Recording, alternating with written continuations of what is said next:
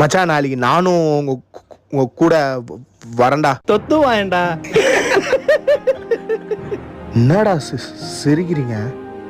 என்னை பார்த்து நிறைய பேர் சிரிச்சிருக்காங்க. ஆனா அவங்களுக்கு என்னை பத்தி தெரியாது. ஆனா இத்தனை வருஷம் பழகின நீங்களே சிரிக்கிறீங்களேடா.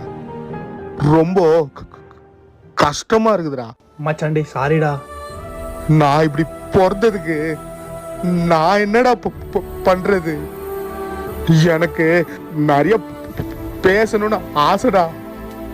ஆனா நிறைய பேர் சிரிக்கிறாங்கன்னு பேசுறதையே விட்ட.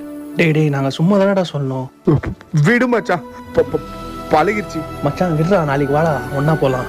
பரவாயில்லடா, நீங்க போயிட்டு வாங்க, நான் வரல.